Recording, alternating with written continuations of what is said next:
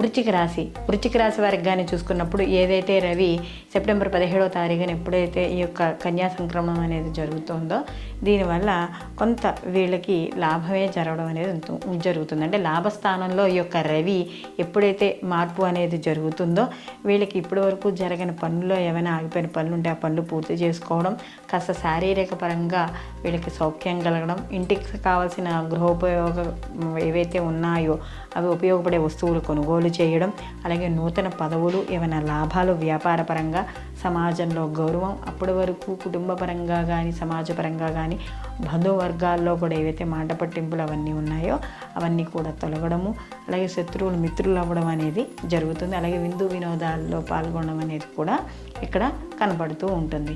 వీళ్ళకి ఈ మాసం వల్ల, ఈ యొక్క సంక్రమణం వల్ల వీడికి ఎక్కువగా ఉపయోగపడే లాభాలు, అలాగే అనుకూలమైన ఫలితాలు అనేవి ఎక్కువగా కనపడుతున్నాయి. కాబట్టి వీళ్ళు ప్రతిరోజు సూర్యారాధన చేసుకోవడం, సూర్య నమస్కారాలు చేసుకోవడం ద్వారా మరిన్ని మంచి ఫలితాలు పొందడం అనేది జరుగుతుంది.